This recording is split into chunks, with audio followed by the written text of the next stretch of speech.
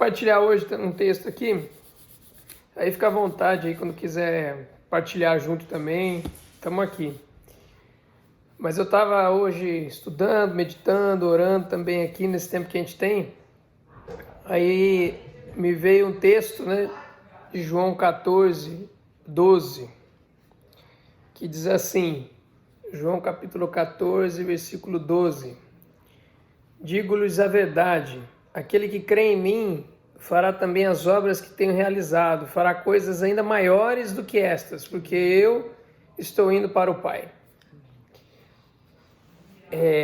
Se for no final do Evangelho de João, for no final, o último versículo do Evangelho de João, vou abrir aqui, o último, vamos pegar esses dois textos para a gente tentar ver o problema aqui. O problema não, né? O que está acontecendo, na verdade?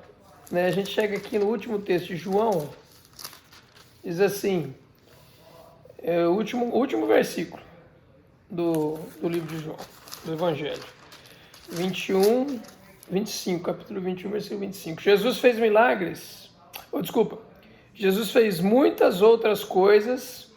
Se cada uma delas fosse escrita, estou certo de que nem ainda o mundo todo poderia conter os livros que seriam escritos. E aí ainda vem esse outro texto que fala assim, que faremos coisas maiores. E aí a pergunta é, quando isso vai acontecer? Porque existe uma promessa do Senhor aqui, bem clara. Aquele que crê em mim fará também as obras que tenho realizado. Fará coisas ainda maiores do que estas. A questão, eu estava pensando sobre isso aqui, eu acho que a questão não é por que não está sendo realizado, né? Porque a questão, eu acho que é o verdadeiro crer. Aí é que está o ponto. Que aquele que crer em mim, né? E aí eu fiquei pensando, mas o que me faz crer? A gente já estudou que a fé vem do ouvir, o ouvir vem da palavra, a gente já estudou que a fé é exercitada, que a gente precisa chegar aos olhos da fé. Mas aí me veio assim, o que nos motiva mais no fim de tudo?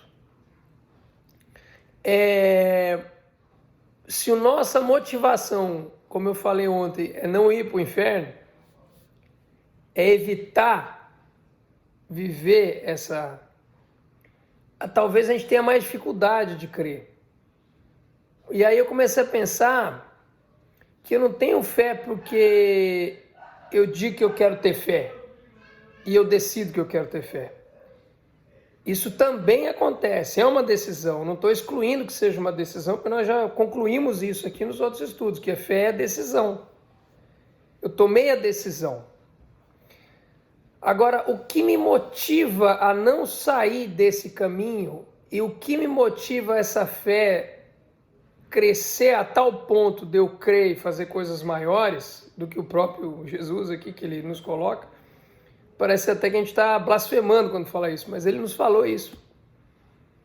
E o que me faz, talvez também, eu já pensei sobre isso, talvez esse fazer coisas maiores é porque ele era um e a gente vai ser a igreja vai ser um corpo, né?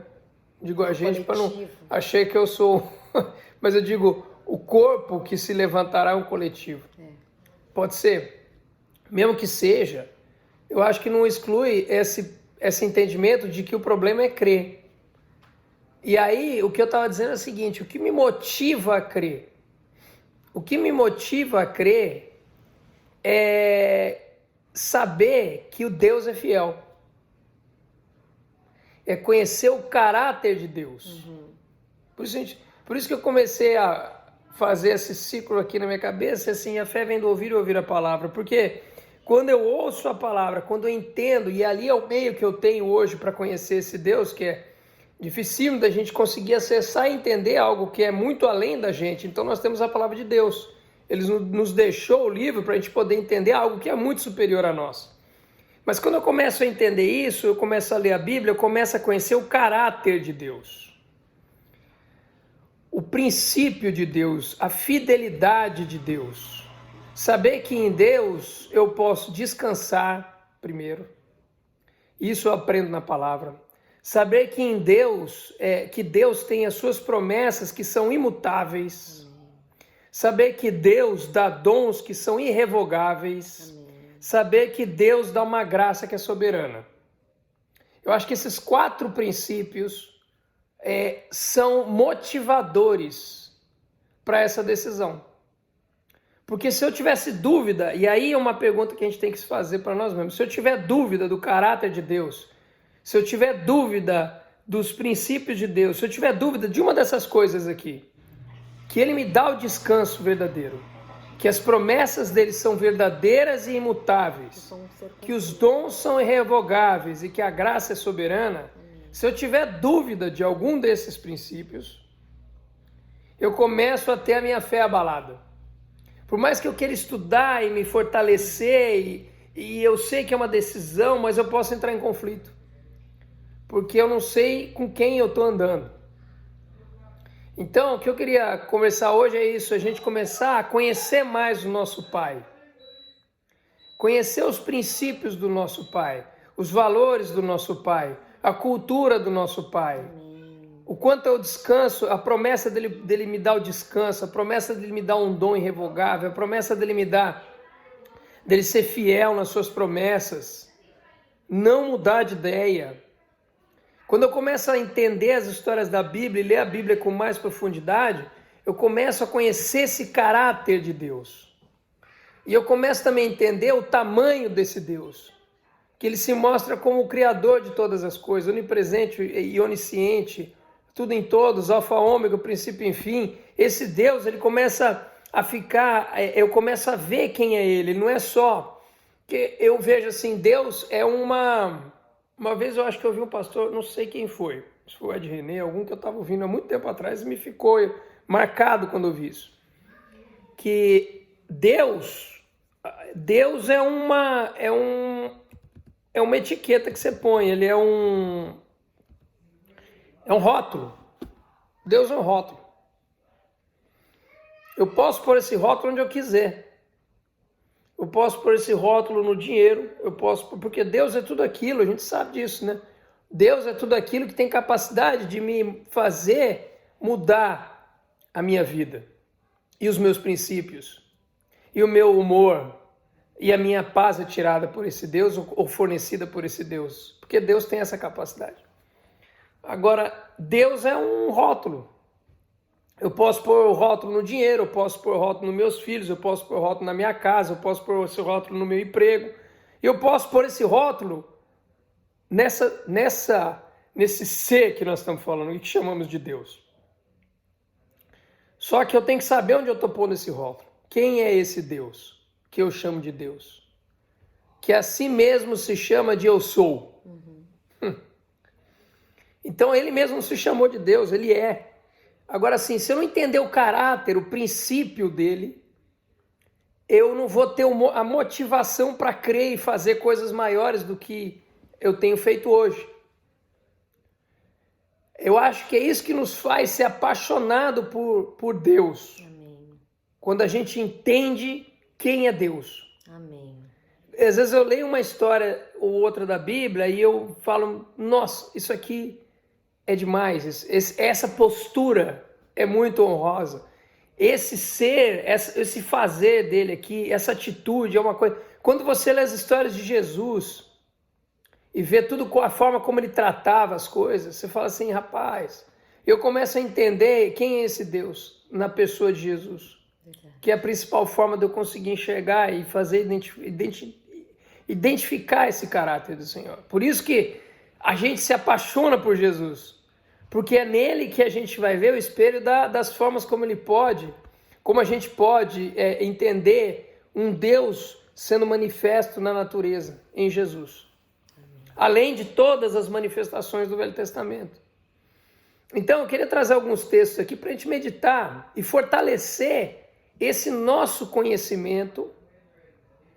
E por isso que nesse tempo vale um convite forte da gente debruçar mais, estudar mais a palavra, ler mais a Bíblia. Porque quanto mais a gente lê a palavra, ela é viva e ela vai entrando no nosso coração. E quando eu creio que ela é viva é porque ela mostra esse caráter de Deus. E esse caráter é vivo. E quando eu começo a ver isso, eu me apaixono. Sabe aquele primeiro amor? A gente começa a se apaixonar e falar, eu não tenho outra saída, eu tenho que depender desse Deus, porque esse Deus é quem vai me dar descanso. Amém. Se abrir em Mateus 11, 28, 30, por exemplo. Mateus 11, 28, 30. Vamos pegar alguns textos que reforçam isso que eu estou falando, para a gente ver que a promessa de Deus é verdadeira. E eu queria que a gente ficasse com isso no nosso coração hoje. Mateus 11, 28 e 30. Vinde a mim todos que estão cansados e sobrecarregados, e eu vos aliviarei. Tomai sobre vós o meu jugo e arrependei de mim, porque sou manso, e aprendei de mim, eu estou ruim de óculos mesmo, porque sou manso e humilde de coração, e encontrareis descanso para as vossas almas. Se eu crer nesse versículo, esse é um versículo que tem que ter vida no nosso dia a dia, para a gente descansar no Senhor. Então, períodos como a gente tem passado, quanto a gente tem descansado verdadeiramente no Senhor. Essa é uma promessa de Jesus para nós. Esse é o primeiro princípio que faz a gente crer cada vez mais. Ele é minha torre forte, ele é o meu descanso, é o meu refúgio, é ali que eu vou estar em paz. Não tem outro, é ali. A palavra nos ensina assim. Eu creio que descanso é um primeiro ponto que nos dá muita força na nossa fé. Segundo texto, que fala sobre as promessas, e a principal promessa, o versículo para mim que é tudo na Bíblia, que é 1 João 2,25. Um versículo só, resume o que nós precisamos. Deixa eu abrir lá, 1 João 2,25.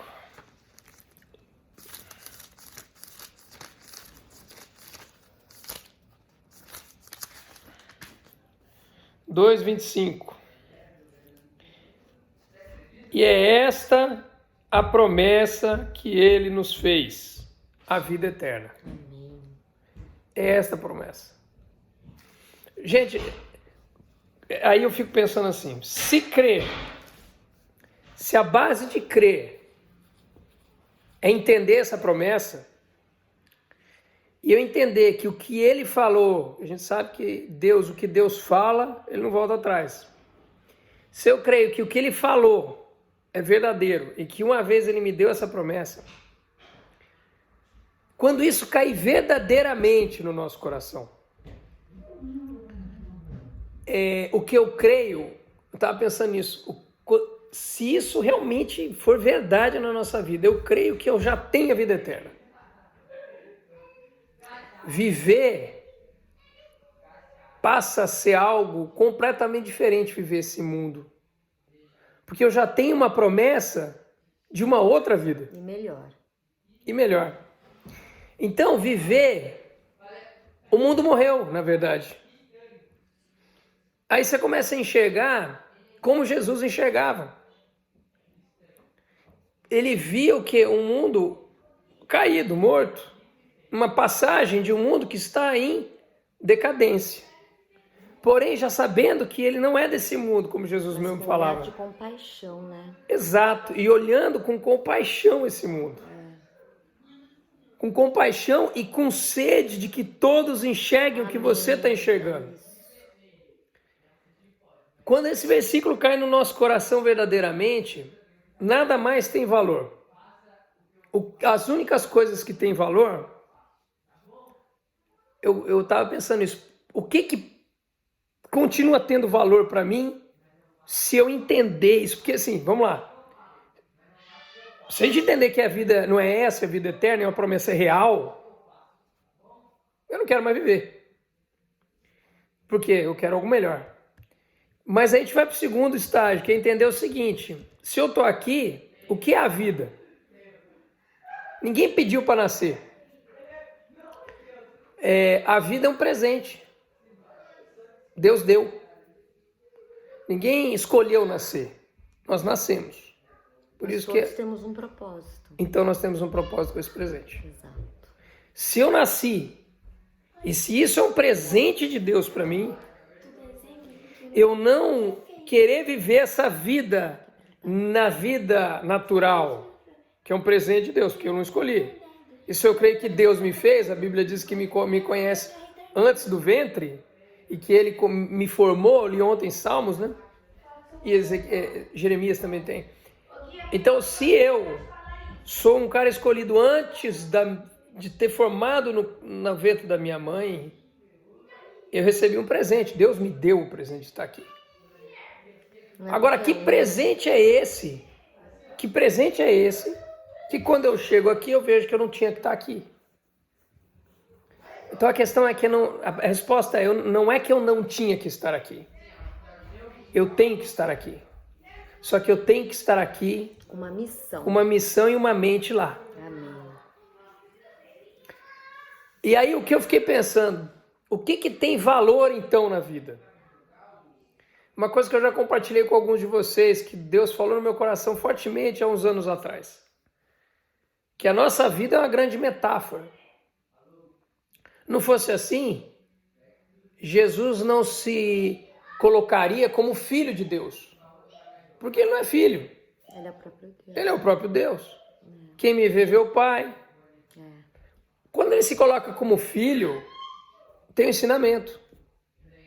Que a gente já sabe. Se não fosse assim, ele, como é que eu vou dizer? Você não teria, por exemplo, em Efésios, Paulo explicando que o marido tem que ser como Cristo e a esposa tem que ser como igreja. Só aqui nós já temos referências rápidas da função do marido, da esposa, do pai e do filho. Qual é a função nessa metáfora que nós vivemos? Na minha opinião, é uma metáfora, por exemplo, porque você vê que Jesus só explicava em metáforas. Pão, vinho, pesca o homem, só. Então, quando você vê a grande metáfora da nossa vida, o que tem valor? O que tem valor? Jesus nos ensina que na igreja, através do Espírito Santo, nós temos irmãos. Somos irmãos. Também tem significado espiritual aí. Então, eu não sou seu irmão de sangue, mas eu sou seu irmão na fé. Em Cristo. Em Cristo. Então, irmão tem um significado um profético. A família tem um significado profético. A família é a menina dos olhos do Senhor. E a família ela começa com uma célula em casa e uma célula maior na igreja. E quando eu entendo, então, que eu estou aqui com um presente que Deus me deu, uma missão a ser cumprida, mas com uma missão, com uma visão além do mundo natural aqui, eu transformo a minha forma de ser marido, de ser pai e de ser homem. E quando eu faço isso, eu percebo que é só isso que importa. É aquela questão do legado que a gente falava ontem. É só isso que importa. Nada mais importa na vida quando você entende isso. Nada mais tem importância. Emprego, dinheiro, status, poder, viagem. Tudo pede motivo. O que sobra quando a gente tem essa verdade? É aquele texto, né? Quebrantando o nosso coração. Que a gente estudou a quebrantar é demolindo o nosso coração. Quando o Senhor vem e demole o nosso coração pela fé. Nós somos aquebrantados, sobra nada. Demoliu. Sobra. O amor. O amor. E onde é manifestado o amor? Com o próximo. Com as pessoas. É a única coisa que serve. A única coisa que começa a ter sentido quando realmente essa verdade cai no nosso coração. O único sentido da vida eu preciso construir e ser aquilo que Deus sonhou para mim. Como marido, como pai, como amigo, como irmão, como filho E como cidadão. e como cidadão e como eu tenho que Cidadão eu tenho não que do ter mundo, cidadão do reino, né? cidadão do reino, embaixador do reino. Eu tenho que então as coisas mudam, né? Os valores mudam, as prioridades mudam. Um versículo. Essa é a promessa que ele nos deu, vida eterna. Amém. Se a gente crê, isso muda tudo na nossa vida. Amém. Porque se eu tenho a vida eterna, essa passagem ela tem que servir para a vida eterna. Esse é o ponto. Se essa passagem não servir para a vida eterna, ela não serve para nada. Esse é o ponto que a gente tem que pensar. Será que o tempo que eu estou aqui... Uma vez eu estava lendo um livro do Miles Monroe, lembra? O Luizão lembra do Miles Monroe. Acho que o Ricardo também. A Jana leu um livro, ela falou um negócio para mim que é legal. Ela leu um livro... Qual é que era o nome do livro? O Segredo do Reino, né? Eu não lembro o nome do livro. Ok, também não precisa agora. Mas eu queria falar o que ela lembrou, o que ela me falou que marcou a minha vida. Ela falou assim, Léo, estava falando sobre criação no livro. E ele falou assim, nós nos preocupamos muito em investir nos nossos filhos a melhor escola, o melhor estudo, o recurso, tudo, inglês, tudo que pode, a gente faz com amor, porque isso já nos dá uma impressão de que eu não estou focado em mim, não estou mesmo, estou focado nos meus filhos, já dá um sentimento de doação, de servir. E ele fala assim, mas o quanto você tudo isso é se preocupando com o natural, agora o quanto você tem investido para a vida eterna do seu filho? Qual é o investimento que você tem para a vida eterna? E isso não vale só para o filho, e agora quando eu penso nisso, eu penso na gente também. O quanto eu tenho investido para a minha vida eterna? Gente, será que a gente acredita mesmo nisso? Porque se cresce mesmo, olha, a gente faria coisas maiores. Verdade. A palavra de Deus não mente. Porque a gente precisa pedir todo dia, Senhor, vem com essa verdade. E realmente fala no meu coração com essa verdade absoluta. Me ensina, né? Me ensina, me traz com força essa verdade. E quando eu entender isso, aí eu vou para Romanos 11, 29, que é um dos pontos que eu ia falar, dos dons irrevogáveis. Romanos 11, 29 fala o seguinte, porque os dons e o chamado de Deus são irrevogáveis. Amém. Uma vez chamado, chamado está. Amém. Então, se nós estamos aqui, o chamado é irrevogável. A decisão é sua. Amém. O chamado sempre vai ter. A Bíblia diz aqui. Mas a Bíblia também nos diz que ele bate a porta. Se não levantar e não abrir a porta, não entra. Ele está batendo, vai continuar batendo. Uhum. Então, esse chamado irrevogável é muito forte para a nossa vida. Porque daí eu sei que eu tenho chamado quando eu começo a enxergar isso. Quando começa a me incomodar, eu falo assim, Jesus, nada disso faz sentido. Eu lembro, eu testemunhei para vocês, quando eu estava trabalhando, viajando muito, já falei isso para a Jana várias vezes. Quando eu viajava muito, e eu viajava muito mesmo, vocês sabem. Não era pouco, quando eu falo muito, era muito mesmo. Era de segunda a sexta dentro de aeroporto. Tinha uns momentos no aeroporto que eu ficava muito sozinho no aeroporto, esperando conexão, aquela coisa toda, né? Você fica muito tempo sozinho. E tinha uns momentos que me vinha uma aflição no espírito. Dizia assim, rapaz, o que eu estou fazendo? Sabe que eu estou perdendo tempo? Sabe quando dá a impressão que você está perdendo tempo? E eu sentia que era o Senhor falando comigo, sabe? De alguma forma. Eu não sei se você sente isso às vezes também. De parecer que nós estamos perdendo tempo. Eu sentia isso. A impressão que estou perdendo tempo. Rapaz, eu estou correndo atrás do vento. Me vinha aquele texto, Salomão está correndo atrás do vento. Sai, cara, isso aqui vai dar no quê? Em nada. Em nada, né? E a gente via aquela disputa de poder, né, dentro da empresa. Isso é super comum dentro da companhia, né? Um querendo ser maior que o outro e se fortalecer em cima do outro, aquela coisa toda. E E eu sentia isso, falava assim, rapaz, é uma briga tão boba, um negócio que não vai para lugar nenhum, nós não vamos chegar em lugar nenhum, acho.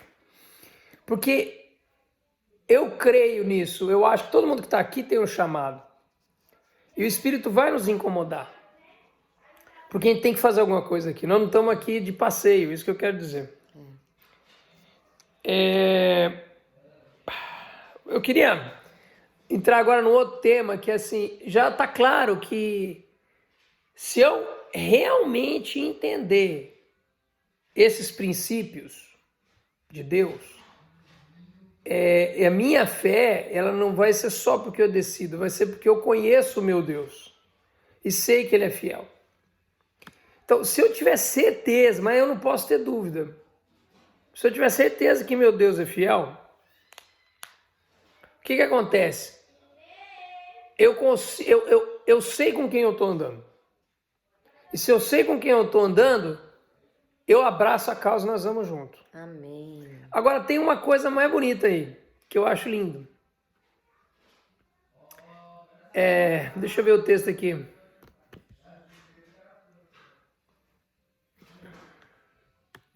Deixa eu pegar um texto aqui que eu quero ler aqui no final.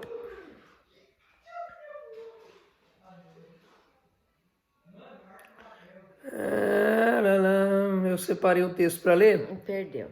Não perdi não, já vou achar ele já. Quero ver aqui, ó.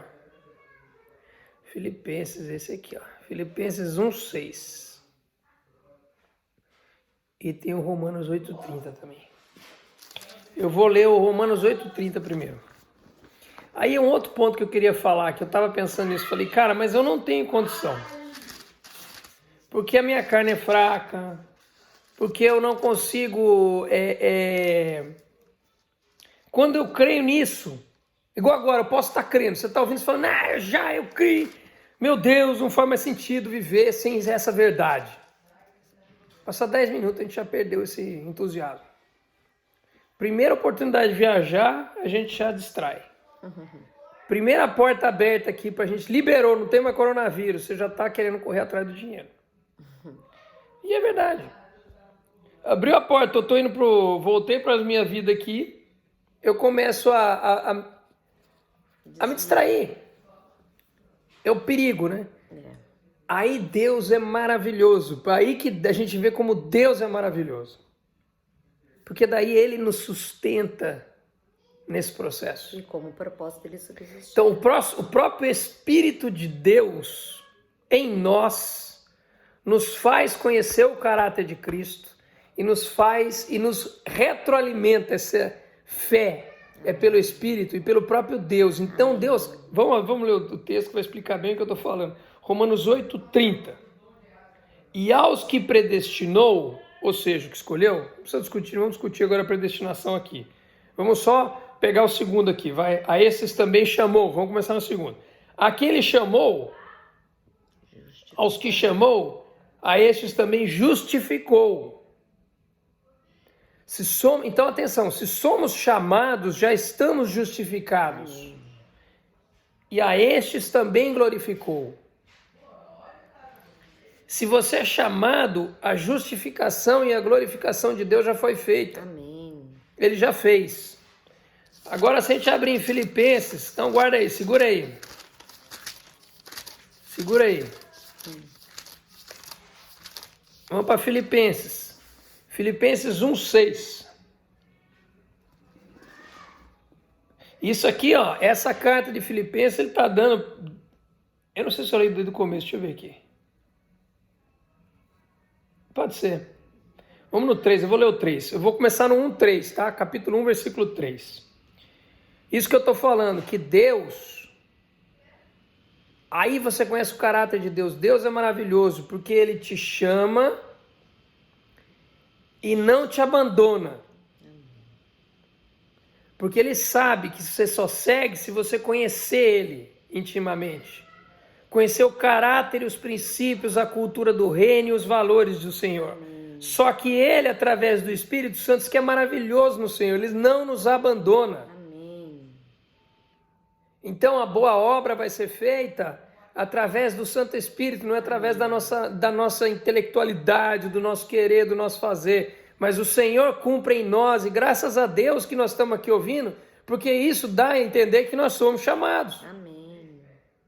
E se somos chamados, somos glorificados. Amém. Se somos glorificados, somos justificados em nome de Jesus. Amém. E estamos embaixo da bênção do Senhor. Amém. E se você ler aqui, ó, 1:3, dou graças ao meu Deus todas as vezes que me lembro de vós. Paulo orando para a igreja. Fazemos sempre em todas as minhas orações súplicas por todos vós com alegria, pela vossa cooperação no Evangelho, pelo primeiro dia até agora. E agora o texto que eu queria ler, o 6. Tendo por certo que aquele que em vós começou a boa obra, a aperfeiçoará até o dia de Cristo Jesus. Amém. Aquele que começou a boa obra em você, a aperfeiçoará. Nós dependemos apenas do Senhor. Amém. De começar a entender isso, olhar para o Senhor, fazer a nossa parte, compreender o Senhor, conhecer o caráter de Cristo, ler a palavra, conhecer quem Ele é de fato, saber os princípios do reino, e Ele vai fazer o restante, através do Santo Espírito, completar a boa obra em nós. Amém. Isso é maravilhoso, porque o Senhor vem nos resgatar, Ele vem operar em nós a graça, Ele vem operar em nós o Espírito, Ele vem operar em nós a fé. Amém. E aí a gente começa a entender cada vez mais que é o dom de Deus a fé, porque tudo isso é dom, a graça é o dom, tudo é presente, a vida é presente. A gente só precisa entender o que fazer com tudo isso que a gente ganha do Senhor. É muita coisa que a gente ganha. 1 Coríntios 8, juro que é o último aqui. Não a gente fala muito. 1 Coríntios 8. 1 Coríntios 8. Mas peraí. 8 e 9. Acho que eu perdi aqui. Peraí que eu já vou achar o texto já para vocês. Aguenta aí. Que eu não tenho muito texto hoje. Hoje me empolguei nos textos. Peguei muito. Deixa eu ver se eu acho aqui certinho para ganhar tempo. Não ficar procurando muito aqui. É um mesmo. 1 Coríntios 1. Perdi só o capítulo. Deixa eu ver aqui. 1 de 8 a 9. 1, 8, 9. Isso. Isso. 1 Coríntios, capítulo 1, versículo 8 e 9.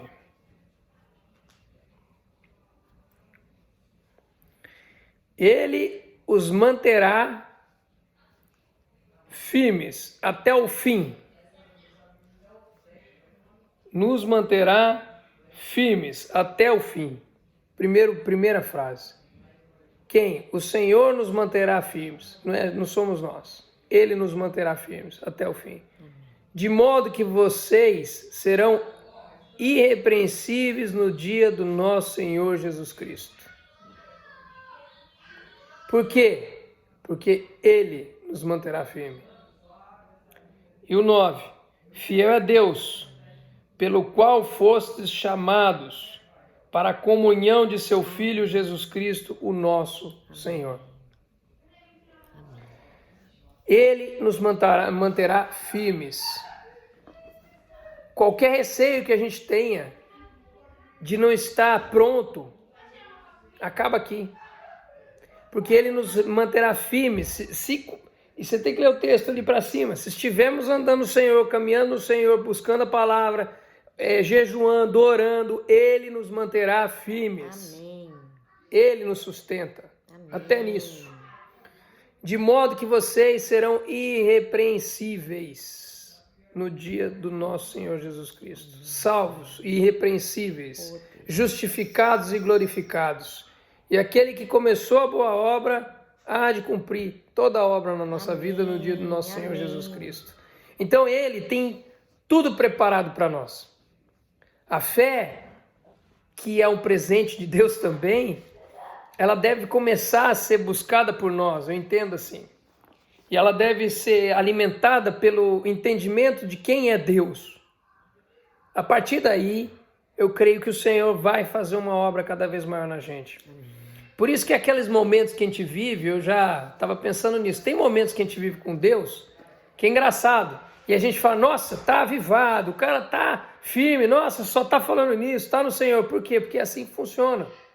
Se eu começo a buscar a palavra, eu conheço mais a Deus, eu tenho mais admiração pelo caráter, pelo valor, pelas promessas, pelos princípios do Senhor.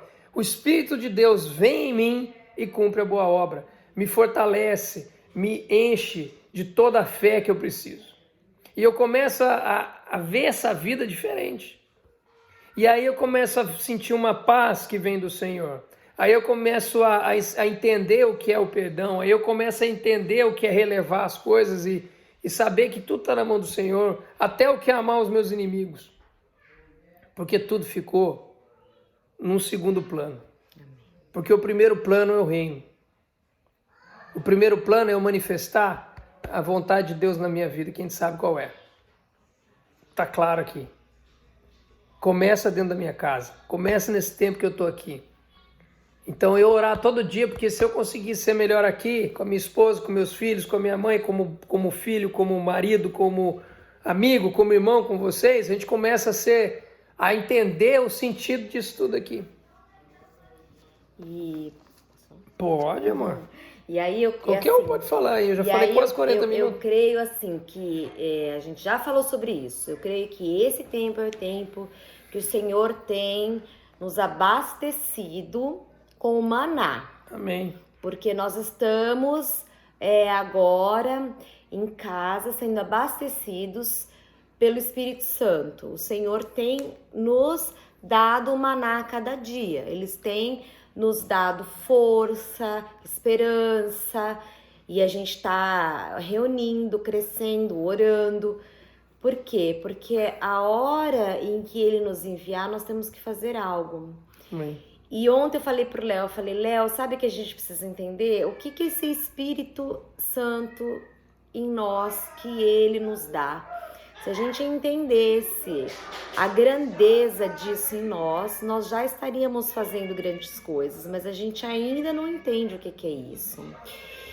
E mais ainda, é por isso também que eu creio, porque como o Léo falou, é muito fácil a gente abre a porta e a gente se desviar.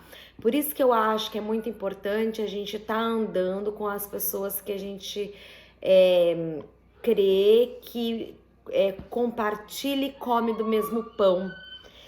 Mas não desprezando os outros que não comem, porque a gente tem que estar juntos com as pessoas que creem e comem do mesmo pão, para que a gente possa nos alimentar, para que cada um de nós, quando o outro tá... E isso é importante que a palavra fala, que um irmão tem que exortar o outro. Amém. Eu acho que agora é o momento da gente realmente começar um exortar o outro quando perceber que o outro tá caindo. Volta pro Senhor. Mesmo que a gente saiba que o outro talvez fique magoado, mas você fala com amor que o Senhor vai. Porque assim, Deus tem um propósito para as nossas vidas e a gente não pode perder. Não pode deixar isso em vão, como a gente já fez várias vezes. Porque a gente já se conhece há quantos anos? Todos nós aqui. E quantas vezes Deus já nos chamou para estarmos juntos, para estar orando, para estar levando, e nós fizemos, mas daqui a pouco a gente se afasta, a gente deixa para lá, a gente deixa as coisas do mundo tomarem proporções maiores nas nossas vidas. Então eu creio que a gente não pode mais, não pode, eu realmente creio que é um tempo em que as coisas vão começar a se consumar, é um tempo em que a gente tem que levar a palavra do Senhor, o amor de Deus, o Espírito Santo para quem a gente puder. Amém. Porque esse é o tempo. Amém. Amém. Amém. Vocês querem compartilhar alguma coisa? Com vontade, gente. Eu queria, você falando e tudo, eu vi, quando você falou, né? Amanhã acaba o coronavírus, todo mundo sai pra rua e a gente esquece. Eu sinto assim, sabe... Ô, Léo, como a gente é desobediente. É isso. Distraído, né? Ela falou agora que como a gente é desobediente, a gente sabe tudo isso e a gente vai e faz ao contrário. Amém. É. Eu falo para Deus, Me ajuda a sair dessa desobediência, porque eu não consigo sozinho, cara. Precisamos do Senhor. Não consigo. Eu me esforço para não fugir, de repente, cara, ixi, eu tô lá na China. Exato. Distraído. Já coloquei um monte de Deus em cima dele. Distrai tudo. Então eu vejo assim, a desobediência uma coisa muito forte na nossa vida. É algo assim que a gente não consegue ter essa obrigatoriedade, né? Seria como se fosse obrigado a gente ser obediente, e a gente não consegue. E é uma coisa que a gente devia fazer com amor. Exato. Porque se eu amo e sei que esse Deus, eu sou apaixonado por ele, por que eu faço o contrário? Por quê? Eu pergunto para mim, Paulo, por que você está fazendo de novo o contrário? Não estou cobrando os outros, estou cobrando a mim. Exato. Porque eu estou fazendo ao contrário. Eu sei que de tudo, se a gente sabe, né? A gente colocou aqui, a gente sabe. E a gente vai e insiste em fazer a desobediência. Meu Deus do céu, eu falei, Deus do céu, não sei até quando o Senhor vai aguentar a gente. Muita distração. Paulo, assim, o que eu tô aqui em 1 João, e eu tô lendo tudo isso que o Léo falou, que você indagou agora, é meio, eu tô falando de todos nós, tá? Essa indagação que você acabou de dizer, Paulo, é um fato na nossa vida. Para todos. De todos nós, sei que é. Para todos. E você sabe o que Deus fala? Vou ler aqui para vocês. 1 João o quê? 1 João, todo o versículo 2. 2. Vamos lá. Meus filhinhos, essas coisas vos escrevo para que não pequeis. Se, porém, alguém pecar, temos um advogado para com o Pai, que é Jesus Cristo. Ele é a propiciação pelos nossos pecados, e não somente pelos nossos, mas também pelos dos outros, de todo mundo. E nisso sabemos que o conhecemos, se guardamos os seus mandamentos. Aquele que diz, eu o conheço, e não guarda os seus mandamentos, é mentiroso. Amém. E nele não está a verdade. Mas qualquer que guarda a sua palavra, o amor de Deus nele tem-se verdadeiramente aperfeiçoado. E nisto conhecemos que estamos nele. Aquele que diz que está nele também deve andar como ele andou. Amados, não vos escrevo mandamento novo, mas um mandamento antigo, ou seja, a gente já sabe. Já conhece. Que desde o princípio tivestes. Este mandamento antigo é a palavra que ouvistes. Contudo, vos escrevo um novo mandamento, que é verdadeiro nele e em vós, porque as trevas vão passando e já brilha a verdadeira luz. Aquele que diz que está na luz e odeia o seu irmão, até agora está nas trevas. Aquele que ama seu irmão permanece na luz e nele não há nenhum tropeço. Mas aquele que odeia o seu irmão está nas trevas e anda nas trevas. Não sabe para onde vai, porque as trevas lhes cegaram os olhos. Então vamos lembrar lá no Bartimeu, no cego Bartimeu. O que você quer que eu faça para você, Bartimeu? Jesus repreendeu ele. Não repreendeu? Ele falou assim, que eu veja. Mas que ele queria ver os olhos espirituais de Cristo. Porque como que ele sabia que Jesus ele era cego? Como que ele sentiu a presença? E quando você sente a presença, você já está no Espírito. Amém. Então, vamos lembrar nisso. Filhinhos, eu vos escrevo, porque os vossos pecados são perdoados por causa do seu nome. Pais, eu vos escrevo, porque conheceis aquele que é desde o princípio. Jovens, eu vos escrevo, porque venceis o maligno. E vos escrevi, meninos, porque conhecestes o Pai. E vos escrevi, Pai, porque já conheceis aquele que é desde o princípio. Eu vos escrevi, jovens, porque sois fortes, e a palavra de Deus está em vós. E já venceste o maligno.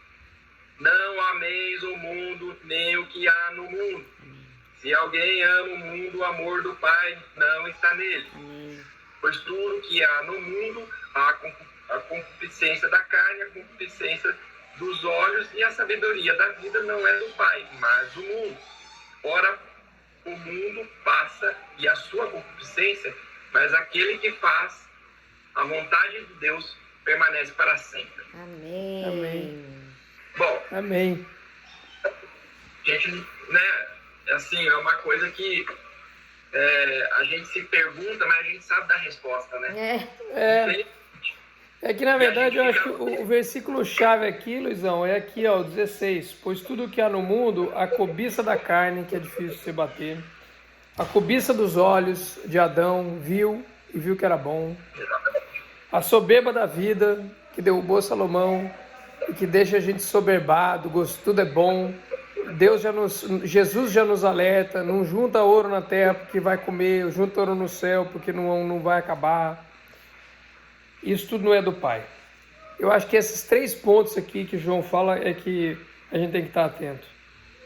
Cobiça da carne, cobiça dos olhos, soberba da vida. É porque saiu, a gente vai ser tentado por essas coisas. Os olhos olham, vê que é bom. A soberba vem, eu quero ser mais. A carne deseja o conforto. E a gente vai buscar isso. São os inimigos da alma, né, filho? O diabo, o mundo e a carne. É isso aí. É interessante o que o Luiz falou, né? O cego Bartimeu. Eu lembrei daquela passagem da piscina de Siloé, que tinha eu acho que era um cego também, né? Se não me engano, né? Aquela passagem. Deixa eu ver aqui. Que Jesus está ali. Vê se acha essa passagem para mim, Léo. Vou procurar já aqui.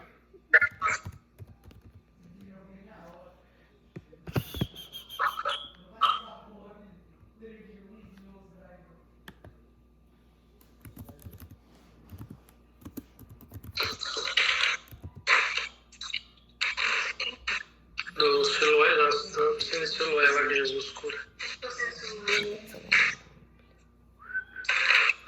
João 9, de 1 a 41, acho que é. João 9? Só queria pegar só um trechinho lá, deixa eu ver. João 9. De 1 a 41.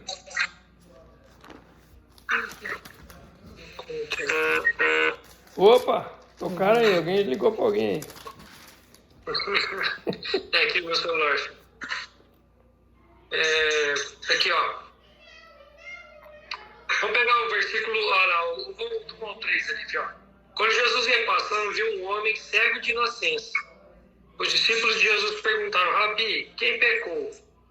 Este ou seus pais para que nascesse cego? Jesus respondeu: nem ele pecou, nem seus pais, mas isso aconteceu para que se manifestem nele as obras de Deus. Tá, mas não era bem aqui que eu queria. Peraí, deixa eu ver aqui. Onde estou?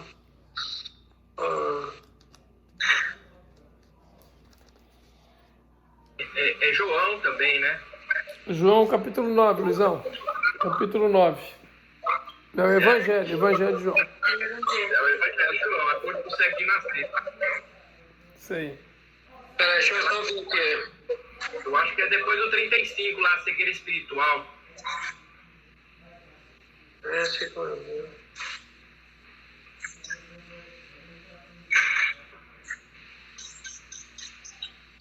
Mas não era essa passagem aqui, Léo. É aquela passagem que a pessoa está lá no tanque de Siloé para ser curado e ele não consegue entrar, porque sempre ele fala para Jesus que sempre uma pessoa entra na frente dele e ele não consegue chegar. Quer ver? É o paralítico, não é cego, não. É o paralítico. É o paralítico, Qual que é esse aí? Acha essa passagem para mim, Paulo? Paralítico. Ele está há 37 anos paralítico. Isso. que aí ele tenta ir para a piscina e ele não consegue chegar, porque sempre é o primeiro que entra que é curado, né? Eu acho que também não é Não tanto é do Siloé. Siloé, é outro. Não é Siloé, Desce não. ali, amor. Mas já tá lá, ó, desce. Não. Ali, ó, João 5, 1 a 11. Cura do paralítico. João 5, vê João 5, 1. Lucas 5,17. Ou João 5, de 1 a 9. Acho que é 5, deixa eu ver aqui. João 5, de 1 a 9. Esse aqui mesmo, que o anjo descia, né? O versículo lá, o anjo descia, em certo tempo e agitava a água. O primeiro que entrasse no tanque, depois do movimento da água, sarava de qualquer doença que tivesse.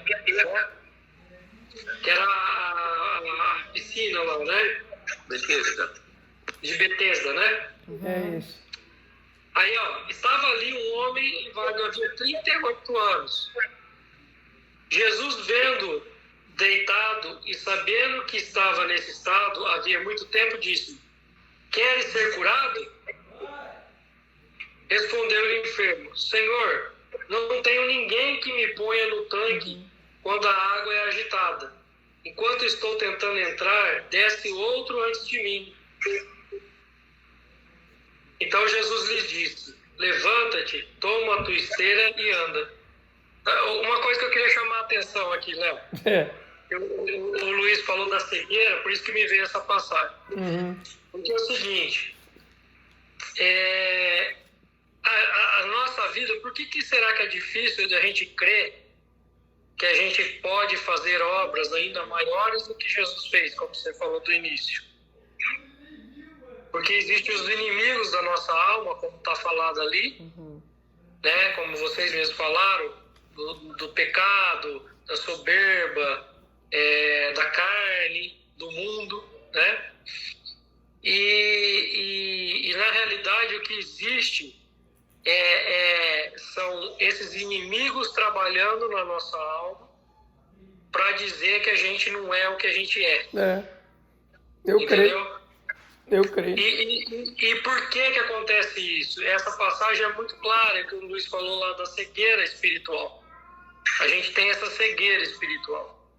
Por quê? Porque o que acontece? Esse homem, ó, é até engraçado, né? Jesus chegar para um paralítico, né? Levanta e anda então, vai lá. Já vou resolver teu problema já. Jesus perguntar pro cara: você quer ser curado? Né? Quer dizer, tipo, parece que tá tirando sarro do cara, né? O cara tá ali, mas na verdade a pergunta de Jesus, se você olhar, o que eu quero dizer é o seguinte: são os paradigmas que a gente cria na nossa mente. É verdade, tem razão. A gente vive cheio de paradigma. Sim. Veja bem, o cara, ele estava na frente de Jesus, que é o Salvador e a cura. Jesus chegou para ele, pergunta: você quer ser curado? O que o cara responde? O cara não fala para Jesus: eu quero, me cura, Senhor. Porque dá um jeito de entrar naquele tanque ali. O cara fala assim: não, eu tenho que entrar lá no tanque. Porque o tanque estava curando na época. Entendeu? Então é um paradigma. A gente quer justificar tudo. Exato. E aí a gente cria esses paradigmas e a gente não consegue romper isso, cara. Não, e o pior é que Jesus às vezes está do nosso lado, pronto para ajudar, né? E a gente está achando outras formas de... Né? E nós estamos criando outros mecanismos, entendeu? Estamos criando outros jeitos e tentando contornar as coisas. E Jesus está ali falando: não, filho, é simples. Vem levanta aqui, e anda. É mais simples que você pode imaginar. Então esses paradigmas que eu acho que a gente tem que romper, sabe? Eu creio. A gente vai criando. E a mente...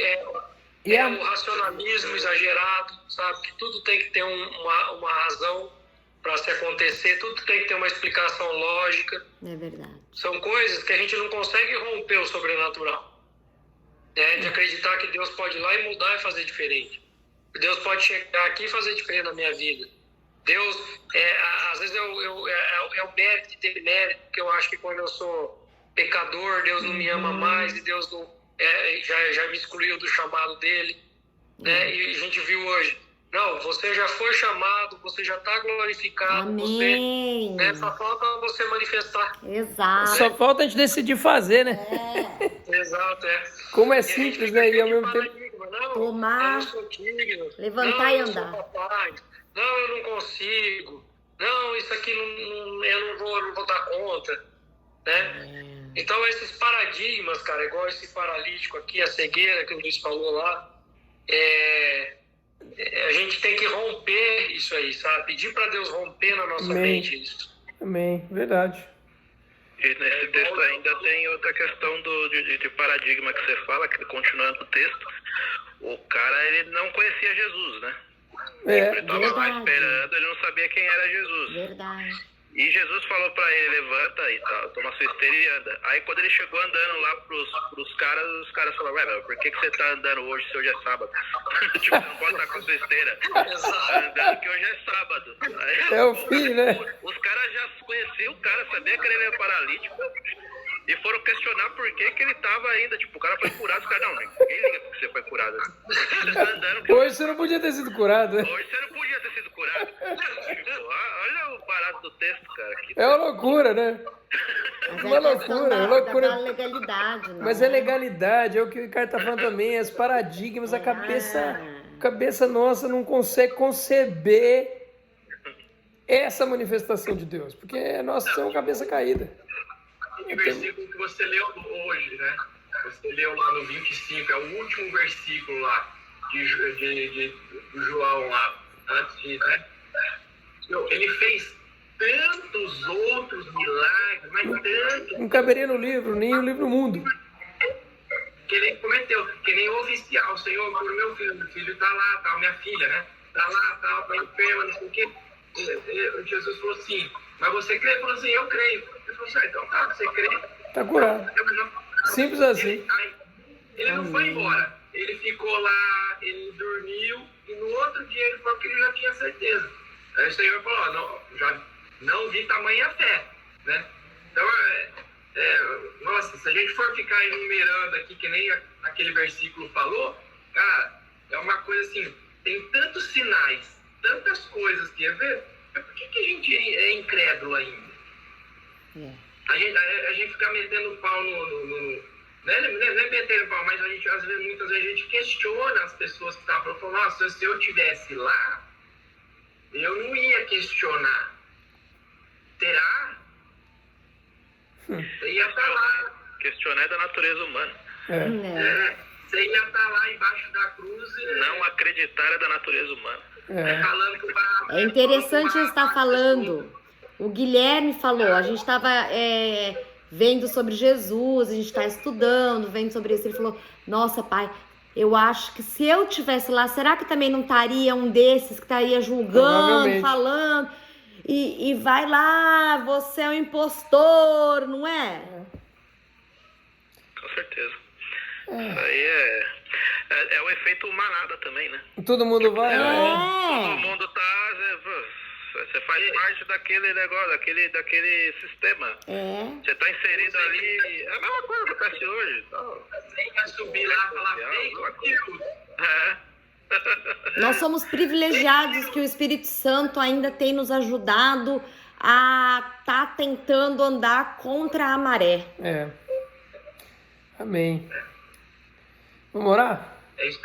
E o que nos fortalece é ouvir essa palavra. Amém. Todos os dias alimentar o pão diário. Amém. O pão nosso de cada Amém. dia que o Senhor nos dá hoje. Amém. Perdoa os nossos pecados. Livrai-nos do mal, assim como nós devemos também perdoar os irmãos. Amém. Né? Amar os irmãos. Amém. E é isso, a gente tem que pedir, acho que esse é o ponto principal. Pedir ao Senhor para que nós tenhamos um coração que ama a todos. Amém. Um coração de amor.